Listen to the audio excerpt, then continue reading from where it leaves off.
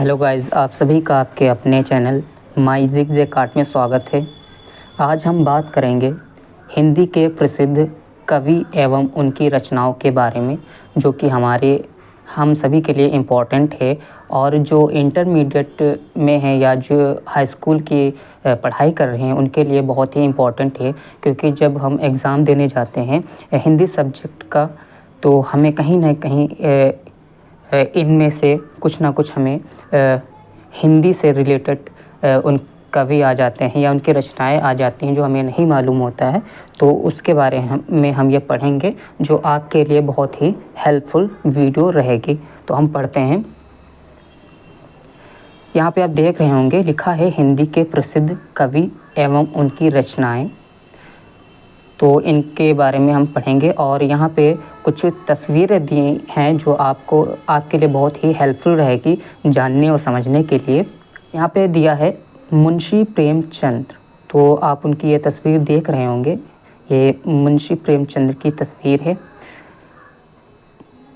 मुंशी प्रेमचंद का नाम हिंदी और उर्दू साहित्य के महान कहानीकारों में गिना जाता है।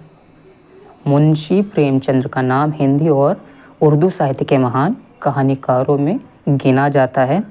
उनकी कहानियों में ग्रामीण जीवन की सच्चाई और समाज की समस्याओं का सजीव चित्रण मिलता है।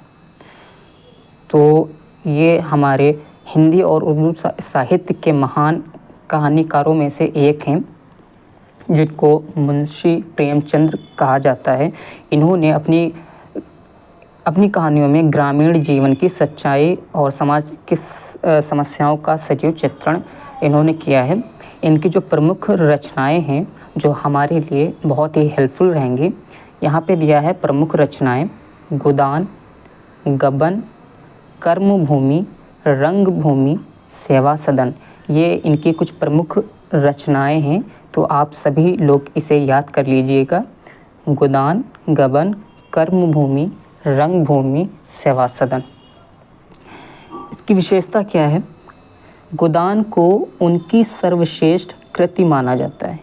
तो अगर पूछ लिया जाए कि मुंशी प्रेमचंद की सर्वश्रेष्ठ कृति किसे माना जाता है, तो आप वहाँ टिक लगाइएगा, गोदान, जिसमें भारतीय किसानों की दुर्दशा का मार्मिक चित्रण किया गया है। अब आता है प्रश्न नंबर 2। यहाँ पे मलिक मोहम्मद जायसी, आप उनकी तस्वीर भी देख रहे होंगे। जायसी सूफ़ी कवि थे और उनका सबसे प्रसिद्ध महाकाव्य पद्मावत है। आप सभी ने पढ़ा होगा, या इंटर में होंगे या हाई स्कूल कर रहे तो आपने इनकी कृति पढ़ी होंगी या इनका जीवन परिचय पढ़ा होगा। मलिक मोहम्मद जायसी, जो कि इनका प्रसिद्ध महाकाव्य पद्मावत है, जो प्रेम, बलिदान और वीरता की गाथा है।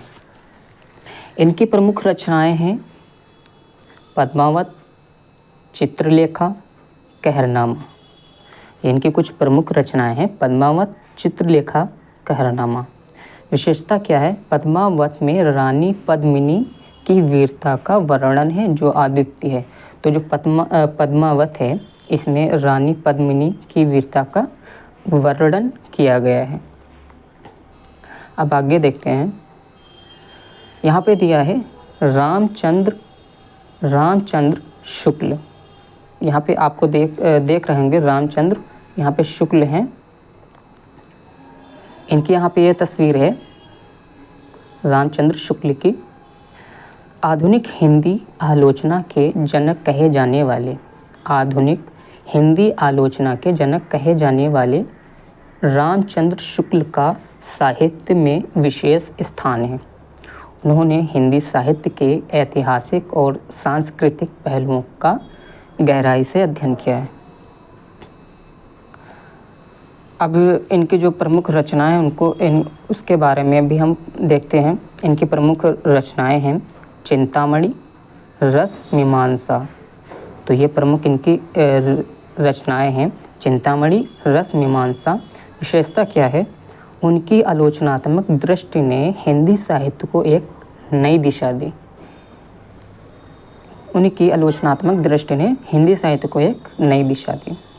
अब यहाँ पे अगला देखते हैं। यहाँ पे एक नाम लिखा है गोस्वामी तुलसीदास। अब सभी लोग इनसे परिचित होंगे, आपने कहीं ना कहीं इनको पढ़ा होगा क्लास में, कोई भी बुक में, तो ये फेमस हैं गोस्वामी तुलसीदास, जिन्होंने रामचरितमानस की रचना की थी। ये उनकी तस्वीर है। तुलसीदास जी ने रामचरितमानस के माध्यम से हिंदी साहित्य में भक्ति और आदर्शों की स्थापना की। उनका योगदान अद्वितीय और अविस्मरणीय है। इनकी जो प्रमुख रचनाएं हैं रामचरितमानस, विनय पत्रिका, कवितावली, और भी इनकी रचनाएं हैं, लेकिन यहाँ पे कुछ रचनाएं यहाँ पे दी गई हैं प्रमुख, जो बार बार एग्ज़ाम में पूछ ली जाते हैं। तो रामचरितमानस, विनय पत्रिका, कवितावली इनकी प्रमुख रचनाओं में से एक है। विशेषता क्या है? रामचरितमानस हिंदी साहित्य की सबसे लोकप्रिय और पूजनीय ग्रंथों में से एक है। आप सभी लोग जानते होंगे रामचरितमानस हिंदी साहित्य की सबसे लोकप्रिय और पूजनीय ग्रंथों में से एक है। यहाँ पे अगला प्रश्न है रामधारी सिंह दिनकर। इनको भी आपने कहीं ना कहीं पढ़ा होगा। रामधारी सिंह दिनकर, आप यहाँ पे इनकी तस्वीर भी देख रहे होंगे। ये हैं रामधारी सिंह दिनकर। दिनकर जी को राष्ट्र कवि के रूप में जाना जाता है। तो राष्ट्र कवि के रूप में किसे जाना जाता है? तो रामधारी सिंह दिनकर जी को। उनकी कविताओं में वीर रस और ओज का भाव प्रमुख रूप से दिखाई देता है। इन्होंने जब अपनी रचनाएं लिखी हैं, जो रचना की है, उस रचनाओं या कविताओं में वीर रस का ज़्यादा भाव दिखता है। वे स्वतंत्रता संग्राम के समय के प्रमुख कवियों में से एक थे। इनकी प्रमुख रचनाएं हैं उर्वशी, हुंकार, कुरुक्षेत्र, रसमृति। तो ये इनकी प्रमुख रचनाएं हैं। विशेषता क्या है रसमृति में कर्ण के जीवन संघर्ष का अद्वितीय चित्रण मिलता है। तो ये इनके बारे में हो गया है। अब अगला देखते हैं महादेवी वर्मा। आपने इनको भी बहुत ही पढ़ा होगा, जाना होगा। यह भी अपने समय की बहुत ही प्रसिद्ध लेखिका रही हैं। इन्होंने बहुत सी रचनाएं की हैं। महादेवी वर्मा, आप उनका चित्र भी देख रहे होंगे। महादेवी वर्मा को हिंदी साहित्य की आधुनिक मीरा कहा जाता है। ये भी प्रश्न आपका बनता है और बहुत ही इम्पोर्टेंट है कि आधुनिक समय की मीरा किसे कहा जाता है? तो महादेवी वर्मा को आधुनिक मीरा कहा जाता है। उनकी कविताएं स्त्री विमर्श और पीड़ा के स्वर से भरी हुई हैं। इनकी प्रमुख रचनाएं हैं यामा, नीरजा, दीपशिखा। तो ये इनकी प्रमुख रचनाएं हैं यामा, नीरजा, दीपशिखा। विशेषता क्या है? यामा उनके काव्य संग्रह का प्रमुख हिस्सा है, जिसमें मानव जीवन की गहराइयों का सुंदर चित्रण किया गया है। अगला देखते हैं सूर्यकांत त्रिपाठी निराला। ये हैं सूर्यकांत त्रिपाठी निराला, चित्र देख रहे होंगे। इनके बारे में जानते हैं। निराला जी छायावाद के प्रमुख स्तंभों में से एक हैं। जो सूर्यकांत त्रिपाठी निराला जी हैं, ये छायावाद के प्रमुख स्तंभों में से एक हैं। उनकी रचनाएं सामाजिक समस्याओं और व्यक्तिगत अनुभवों का अनूठा मिश्रण है। इनकी प्रमुख रचनाएं हैं कुकुरमुत्ता, अनामिका, परिमल। ये इनकी प्रमुख रचनाओं में से कुछ प्रमुख रचनाएं हैं कुकुरमुत्ता, अनामिका और परिमल। विशेषता क्या है? उनकी कविता अनामिका जो है, अनामिका छायावादी विचारधारा का प्रतिनिधित्व करती है। नेक्स्ट देखते हैं सुमित्रा नंदन पंत। ये उनकी तस्वीर है सुमित्रा नंदन पंत जी की।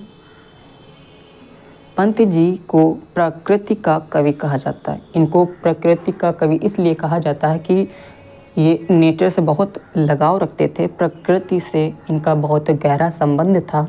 जो भी ये रचनाएं लिखते थे या रचना करते थे, तो उसमें कहीं ना कहीं हमें नेचर का जिक्र ज़रूर मिल जाता है। तो इन्होंने सबसे ज़्यादा प्रकृति के ऊपर रचना की है। पंत जी को प्रकृति का कवि कहा जाता है। उनकी रचनाएं प्रकृति के सौंदर्य और मानवीय संवेदनाओं का समृद्ध चित्रण करती है। इनकी प्रमुख रचनाएं हैं चिदंबरा, वीणा, स्वर्ण किरण। चिदंबरा, वीणा, स्वर्ण किरण, इनमें से आपको कहीं ना कहीं एग्ज़ाम में ज़रूर मिल जाएगा। जो आप यहाँ पे पढ़ रहे हैं ये इम्पोर्टेंट है और आप इसको पढ़ते रहिए और इसको आप नोट डाउन भी कर लीजिए। विशेषता क्या है? उनकी रचना चिदंबरा को भारतीय ज्ञानपीठ पुरस्कार से सम्मानित किया। एक ये भी प्रश्न बनता है कि भारतीय ज्ञानपीठ पुरस्कार से किसे सम्मानित किया गया? तो मित्रानंदन पंत को यहाँ पे चिदंबरा के लिए भारतीय ज्ञानपीठ पुरस्कार से सम्मानित किया गया। नेक्स्ट देखते हैं हरिवंश राय बच्चन। ये भी बहुत ही महान लेखक थे, कवि थे, जिन्होंने अपनी रचनाओं से एक प्रसिद्धि पाई और इनको उसके लिए भी जाना जाता है जो हमारे लीजेंड हीरो रहे हैं बॉलीवुड के, अमिताभ बच्चन जी। उनके ये पिताश्री हैं, ये उनके पिताजी हैं। हरिवंश राय बच्चन अमिताभ जी के पिताजी हैं। तो ये भी बहुत महान कवि रह चुके हैं। बच्चन जी की मधुशाला हिंदी साहित्य की सबसे प्रसिद्ध कविताओं में से एक है। जो मधुशाला है, जो इन्होंने मधुशाला की रचना की है, वो हिंदी साहित्य की सबसे प्रसिद्ध कविताओं में से एक है।